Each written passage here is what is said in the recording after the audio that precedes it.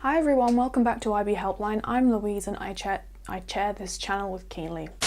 I share this channel with Keely. Truth be told, I don't have that much time to make a video this week since I have an essay to write. So this video is going to be more in the style of our original videos, and by the style of our original videos, I mean it's going to be short.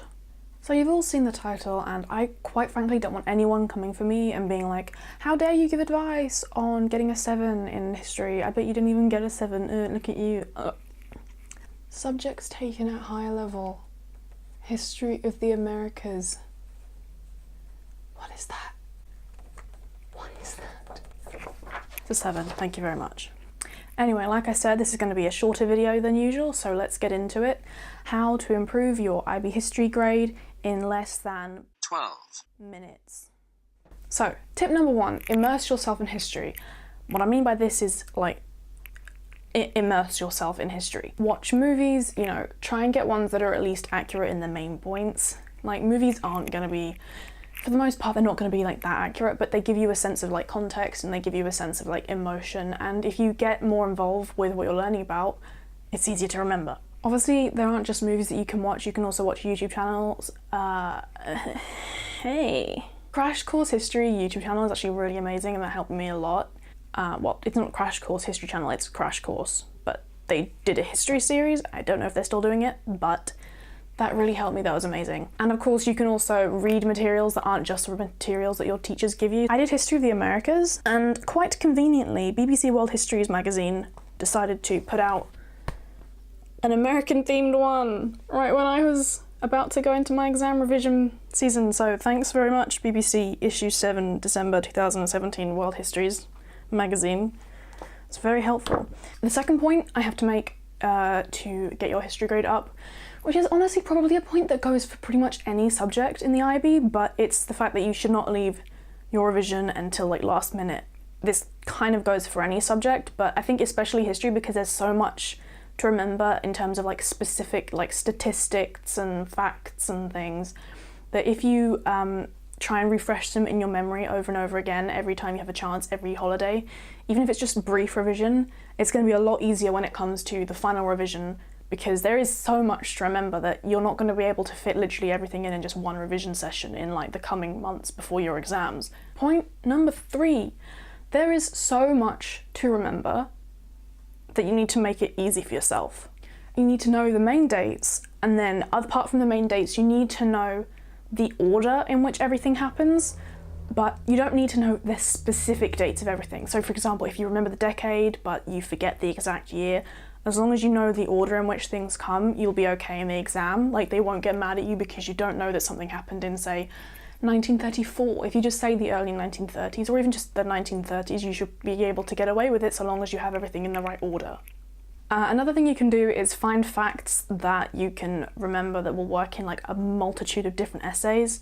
There's this one fact that I knew from my GCSE history days actually, when I was studying the communism in Russia and Stalin and stuff, was that there was only one communist in every 125 peasant households in Russia, and I literally managed to use that in I think almost every essay that I did about Russia.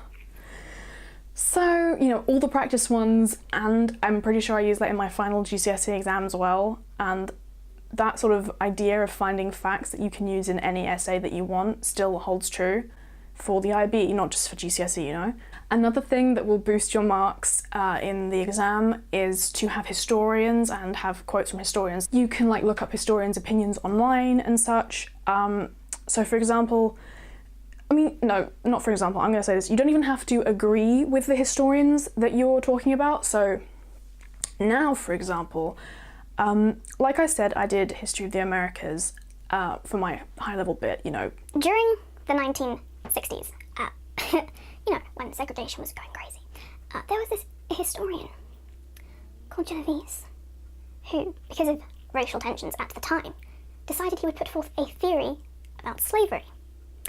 This imbecile's theory of slavery was that it was in fact paternalistic and mutually beneficial for slave and slave owner. Now, I don't know how riled up you feel about hearing that, but when I first heard it, I literally slammed my hands on the desk, which thoroughly amused Mr. Bushnell, my history teacher. Because it annoyed me so much, I remembered it, and then I got to use it in my final exam.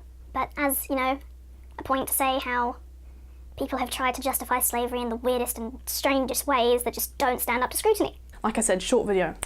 Final point, and point number 5, is to make notes that help you. So, what do I mean by that? I've written down what I mean by that. Let me look. Right, yes. So, in the standard level exam, you're pretty much always going to be comparing, you know, I don't know how this works for other people, but I did like the dictators, which I think like most people end up doing the dictators. But whatever you're doing, you pretty much end up comparing something. So, make charts. What do I mean by charts? I will show you what I mean by charts. Full credit goes to my history teacher for my standard level classes, Miss Williams. So you see what this is? This was for the, oh my god, okay, this is difficult. I'm not making this any easy for myself. So this is for the maintenance of power section. As you can see, we studied Castro, Hitler and Mao. And then there's columns. So this is the propaganda column. So what did they do for propaganda during their maintenance of power? How did they use force, intimidation? What was their popular support? Did they have any popular support? Did they have any purges? And then other. Coming up to your exams, you might want to make something that's a bit more like brochure type with just the important like main points of information that you want to see. And I would suggest making it visual and colourful so that when you're like sitting outside your exam room trying to calm your nerves, you can flip through it and just refresh your mind so that when you go into the exam room, you don't instantly think, I know absolutely nothing, I'm going to fail. Which is actually what I thought, and look where that got me. So my paper 2 for history was the Cold War, which conveniently is, you know, America versus Russia, which conveniently meant that I actually had 4 topics to choose from instead of 3 on my high level topic, and I actually did end up answering a Cold War question on my high level paper. This is what I mean by a brochure. It says paper 2, Cold War, and then I drew a USA thing because I didn't want to draw an American flag, and then I drew the communist thing. I've forgotten what it's called. Please don't hurt me. And then inside it's got, you know, like the Cold War major themes, leaders and nations, crises, examples of leaders, examples of crises. And then we've got a timeline of the events of the Cold War in here. Origins, development, the crisis, détente, and the Second Cold War. And then it goes into more depth. So you've got the Potsdam Conference has a page. So let's add another history tidbit in this video just because I can and just because I haven't studied history since I left high school. During the Potsdam Conference, Truman found out on the way to the conference that the atom bomb worked. So when he got there, he kind of slipped the information to Stalin on the down low and was like, hey bud, we have a bomb that could destroy your entire country. And Stalin apparently, unconfirmed, said, good, I hope you use it. And then there's a whole page about the Korean War, because you can have whole essays about the Korean War. I think I did an essay about the Korean War. No, it was an essay about America's involvement in the Vietnam War. Oh, that's a touchy subject, isn't it? So yeah, that's what I mean, make a brochure. Make notes that help you. So there's another style of notes that I will show you, one more before I end this video. So this is how we prepared for our higher level essays. It's also like a convenient A3 piece of paper. So this was an essay topic for the Southern defense / attitudes towards slavery. So like, how did people in the South defend slavery? So it's got a section that says themes, which is this part. It's got a section that says specific details. It's got a section that says historians' arguments and quotes, and then it's got a section that says past questions. So for example, the themes are things such as the growth of sectionalism, states' individual rights, economic differences, peculiar institution, religion as a defence, legal reasons, economic reasons, scientific and racial theories, the Civil War, historians' arguments and quotes. And look, it's our friend Genovese. I've got some actual genuine quotes from him right here. So if any of you are doing History of the Americas and you're trying to get a better grade, take these quotes from this guy called Genovese. I will put the spelling here. He says, quote, full literal verbatim, that there were genuine elements of affection, you know, between slave owner and slave, and that there was slave owner paternalism, and a bond of human sympathy. There was also one point, I think, where he tried to argue that most relationships between slave owners and the slave women were, like, consensual. I don't know what orifice on his body he pulled that one out of, but it was probably quite dark. And there's another historian called Cole, who I agree with a lot more than Genovese, and this is a genuine quote from him, verbatim, starting now. Many planters were psychotically possessive in regards to their human property in the slave economy.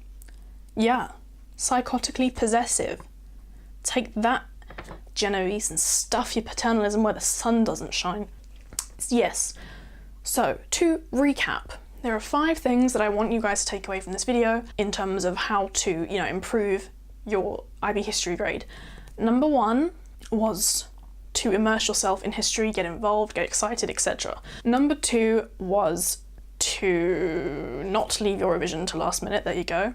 Number 3 was that there's so much to remember that you need to make things easy for yourself. Number 4 was to use historians' opinions and quotes to boost your mark. And number 5 was to make notes that are helpful to you. Anyway, like I said, this week it's a short video, but if you would like this video again and in more depth, or if you have any specific questions about IB history that you want answering, you can leave video ideas below in the comments, or you could just ask specific questions in the comments.